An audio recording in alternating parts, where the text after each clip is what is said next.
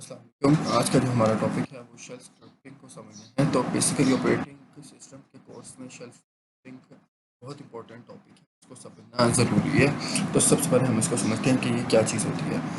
Shell scripting, जब भी आप अपनी लिनक्स या यूनिक्स मशीन को रन करते हैं तो सबसे पहले जो प्रोग्राम आपके टर्मिनल पर रन होता है ना, वो शेल का होता है। यानी कि आप चाहें या ना चाहें, इनडायरेक्टली या डायरेक्टली आपका शेल से ताल्लुक़ पड़ता ही पड़ता है। तो उबंटू लिनक्स इनको इस्तेमाल करने के लिए शेल स्क्रिप्टिंग की अगर आपके पास नॉलेज है ना, तो आप इसको बहुत अच्छे तरीके से यूटिलाइज़ कर सकते हैं। तो अब शेल स्क्रिप्टिंग को बेसिकली समझने से पहले इन तीन टर्म्स को, कर्नल, शेल और टर्मिनल, इन तीन टर्म्स को समझना हमारे लिए सबसे ज़्यादा ज़रूरी है। तो टर्मिनल तो बेसिकली वो कमांड लाइन होती है कि जिसके ऊपर आप अपने कोड्स वगैरह लिखते हैं। तो बेसिकली जो हमें दो टर्म समझनी है वो कर्नल की हैं और वो है शेल की। तो सबसे पहले हम इनको समझते हैं। सबसे पहले हमारे पास आता है कि कर्नल क्या चीज़ है। तो kernel is basically an interface between software and hardware application of computer. यानी कि वो यूज़र और सॉफ्टवेयर एप्लीकेशन के दरमियान जो ब्रिज प्रोवाइड किया जाता है ना, उस ब्रिज को कहा जाता है कर्नल। यानी कि आप जो लिखी कमांड्स होती हैं वो इनपुट आउटपुट डिवाइसेस से किस तरह से उनसे काम लेना है, ये काम किया जाता है कर्नल से। कर्नल आपके लिखी कमांड्स को समझता है और फिर जो डिवाइसेस हैं उनको मजबूर करता है कि वो फंक्शन परफॉर्म करें जो आपके डिज़ायर्ड हैं। इसकी समझ मज़ीद आगे जाके आएगी। तो बेसिकली आपके file management, process management, storage management, input output की जितनी आपके कमांड्स हैं सब की सब मैनेज की जाती हैं कर्नल की वजह से। कर्नल आपके ऑपरेटिंग सिस्टम का कोर होता है कि जिसके बगैर ये एग्जिस्ट नहीं कर सकता ऑपरेटिंग सिस्टम। इसके आगे आते हैं कि शेल। What is shell? तो शेल बेसिकली क्या होता है? शेल एक ऐसा कंपोनेंट है ऑपरेटिंग सिस्टम का कि जिस पर आप जब कमांड टाइप करोगे तो वो इसे समझकर पास कर देता है आगे कर्नल को। यानी कि अब दोनों को, अगर हम कर्नल और शेल को इकट्ठे एक दूसरे से समझें तो ये है कि आप टर्मिनल के ऊपर कमांड टाइप, वो जो आपने कमांड्स भेजी हैं उसको कर्नल का काम, उसको शेल ने समझा और शेल ने उनको समझ कर, यानी कि आपने तो इंग्लिश में कमांड्स टाइप की थी, और इंग्लिश वाले कोड को बाइनरी फॉर्मेट में कन्वर्ट कर देता है शेल, ऐसे बाइनरी कोड में कि जो कर्नल आराम से समझ सके। कर्नल ने उनको समझा और आगे से इनपुट और आउटपुट डिवाइसेस से उनसे काम करवा लिया। तो इस तरह से हमें शेल की भी समझ आ गई और हमें कर्नल की भी इकट्ठे समझ आ गई। तो इसके आगे आता है शेल। शेल जो होता है वो आगे दो तरह से डिवाइड हुआ होता है। यानी कि आप अगर करना चाहें इंटरेक्शन अपने ऑपरेटिंग सिस्टम से तो आप दो तरीके से कर सकते हैं, एक कमांड लाइन के ज़रिए और दूसरा ग्राफिकल शेल के ज़रिए।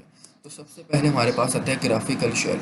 ग्राफिकल शेल कहते हैं कि मसलन ये जो यूआई आपको दी गई है, ये जो यूज़र इंटरफेस आपको प्रोवाइड किया गया है, ग्राफिकल यूज़र इंटरफेस, इसके ज़रिए अगर मैं ऑपरेटिंग सिस्टम से अगर कमांड करूँ, मसलन मैं अगर इस विंडोज़ को छोटा करता हूँ, मुझे एक ऊपर लाइन, छोटी सी हाइफन टाइप लाइन दी होती है जिसको मैं क्लिक करूँ तो मेरी विंडो छोटी हो जाती है। या फिर मैं क्लोज़ करने के लिए क्रॉस को, जब रेड क्रॉस को ऊपर दबाता हूँ तो वो क्लोज हो जाती है। या साइज़ छोटा करूँ या बड़ा करूँ, तो ये जो मैं ग्राफ, यूज़र इंटरफेस ग्राफ्स के ज़रिए इंटरेक्शन कर रहा हूँ अपने ऑपरेटिंग सिस्टम के साथ, इसको कहा जाता है ग्राफिकल शेल। दूसरा मेरे पास आता है कमांड लाइन शेल। तो कमांड लाइन शेल मेरे पास क्या है कि मैं जो कमांड्स लिख कर टर्मिनल में अपने यूज़र के, अपने कंप्यूटर के साथ इंटरेक्शन करता हूँ। जैसे मैंने सीडी लिखा तो वो चेंज डायरेक्टली टू डेस्कटॉप कर दिया, तो अब मैंने तो उसको अपनी एक कमांड दी है, उसके ज़रिए मैं इंटरेक्शन कर रहा हूँ। बस ये एक एग्जांपल दी है कमांड लाइन शेल की कि मतलब मैंने कमांड्स लिखी तो आगे से वो मेरे डिज़ायर्ड जो ऑपरेशंस हैं वो परफॉर्म कर रहा है। इस तरह से ये दोनों चीज़ें जो है वो काम करती हैं। अब डिफरेंट टाइप्स ऑफ शेल जो है वो मार्केट में अवेलेबल होती हैं। मसलन बैश शेल हो गया, बॉन्ड शेल हो गया, सी शेल के, कॉर्न शेल हो गया, जी शेल हो गया, मज़ीद बहुत सारे हैं, लेकिन सबसे इम्पोर्टेंट हैं जो फ्रीक्वेंटली यूज़ होते हैं हम उनको डिस्कस करेंगे। बैश, सी एस एच और K S H. Bourne again shell सबसे पहले क्या है? बॉर्न अगेन शेल असल में ये अगला वर्जन है बॉर्न शेल का। जो बॉर्न शेल में था उसमें क्या था कि जो आपकी प्रीवियसली टाइप की हुई कमांड थी वो जो थी उसकी हिस्ट्री नहीं आती थी। मसलन अगर आप कमांड टाइप करके जो अपवर्ड एरो की पीजी अप जहाँ पे लिखा होता है उसको रन करते हैं तो आपने जो पिछली कमांड रन की होती है ना वो आपको शो होना शुरू हो जाती है टर्मिनल पे। ये चीज़ जो इंट्रोड्यूस करवाई गई थी वो थी बॉन्ड अगेन शेल में, जबकि बॉन्ड शेल में ऐसा कुछ नहीं था। तो ये एक्सटेंडेड वर्जन है बैश शेल जो है बॉन्ड बॉन्ड शेल का। तो it basically it allows us to automatically recall previously used commands and edit them unlike bourne shell।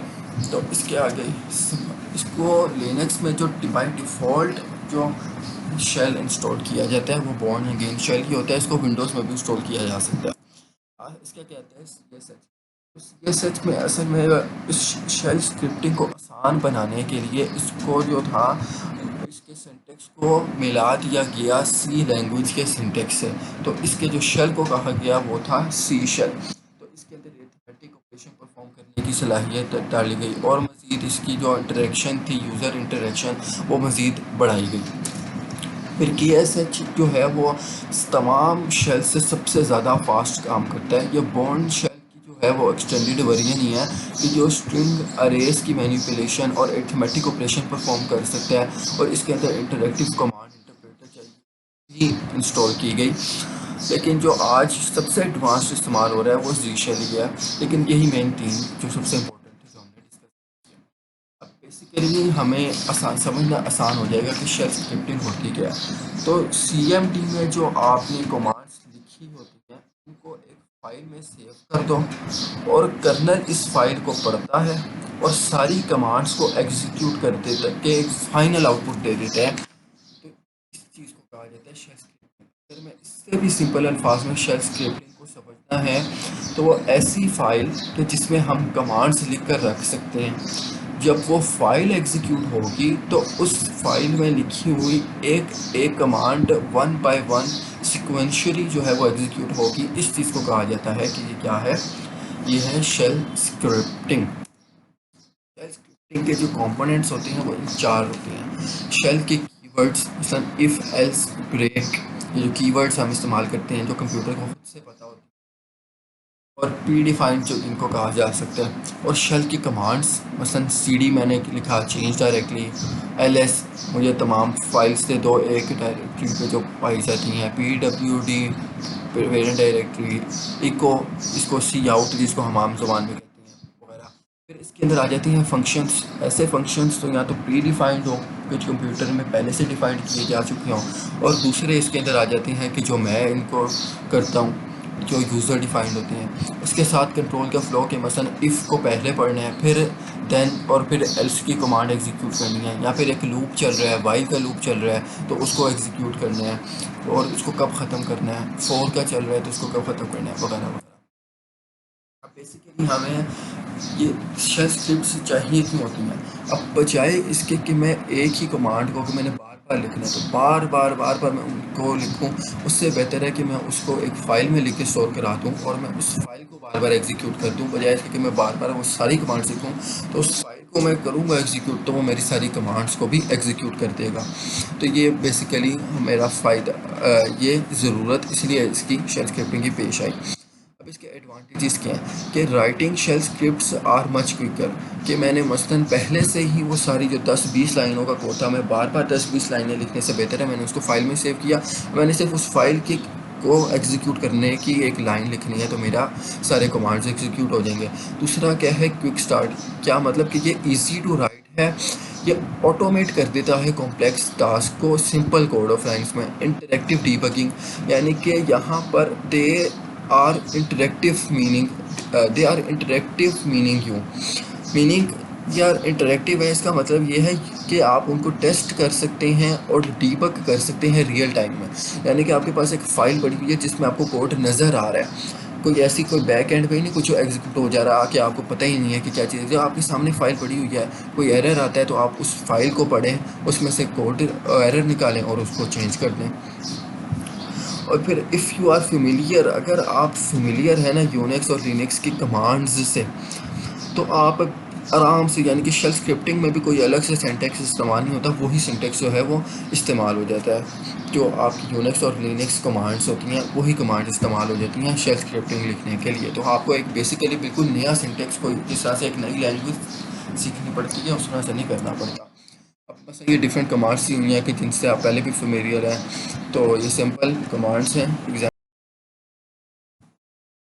ये सिंपल कमांड्स हैं एग्जांपल के तौर पे, जिनको आप देख सकते हैं। एलएस का मतलब एक एक फाइल सिस्टम के अंदर जितनी भी डायरेक्टरीज मेरे पास पड़ी हुई हैं वो सारी की सारी मुझे दे देता है। सीडी क्या करता है कि चेंज डायरेक्टरी, वैसे मैंने किया सीडी डेस्कटॉप, तो मैं जिस भी डायरेक्टरी हूँ उससे चेंज करके मुझे ले जाएगा डेस्कटॉप के ऊपर।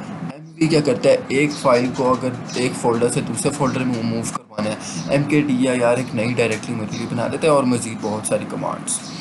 अब इसके अंदर मसलन मेरे पास शेल स्क्रिप्टिंग की कुछ एग्जांपल्स आ जाती हैं। सबसे पहले अगर आप यहाँ पे गौर करें तो हर स्क्रिप्टिंग जो है वो शुरू हो रही है हैशटैग एक्सक्लेमेशन मार्क। ये जो हैशटैग एक्सक्लेमेशन मार्क है ये बिगिनिंग ऑफ स्क्रिप्ट को रिप्रेजेंट करता है। बिन बैश का मतलब है कि ये बैश शेल में लिखी जा रही है। इको का मतलब जिस तरह से हम सी आउट लेते हैं, तो बेसिकली यहाँ पे हो क्या रहा है कि इको, ये आपके जो कमांड्स हैं जो पहले से कीवर्ड है वो भी इस्तेमाल हो रहा। ये आपके इको एक कमांड है, कमांड की एग्जांपल आ गई आपके पास। इस साइड पे अगर आप देखेंगे तो यहाँ पर डू इफ़, यहाँ पर डू का एक लूप लगा हुआ है, तो हमारे पास फ्लो भी आ गया। यहाँ पर हमारे पास एक डिफाइंड वेरिएबल भी हैं, वो भी इसमें आ गए। यानी कि हमारे पास एक शेल स्क्रिप्टिंग की बेसिकली एक एग्जांपल दी हुई है कि किस तरह से स्क्रिप्ट जो है वो लिखी जाती हैं। इस कंक्लूजन के तौर पर यह है कि अगर शेल स्क्रिप्टिंग का आपको इसके ऊपर कंट्रोल है, अगर आपको इसका नॉलेज है, तो ये कॉपिंग फाइल्स इस छोटे छोटे टास्क से लेकर बहुत बड़े कॉम्प्लेक्स टास्क, मतलब सिस्टम का बैकअप रखना और मॉनिटरिंग करना, इन सब के लिए आप इसको इजीली इस्तेमाल कर सकते हैं। तो शेल स्क्रिप्टिंग का नॉलेज होने से लाइनक्स सिस्टम को मैनेज करना और उसको ऑपरेट करना इंतहाई आसान हो जाता है। तो जो इन्फॉर्मेशन मैंने आपके साथ शेयर की है वो इन लिंक्स पर आपको मिल जाएगी। यहाँ पर आर्टिकल लिखे हुए हैं कि जिनको आप पढ़कर मज़ीद अपनी नॉलेज में इजाफ़ा कर सकते हैं।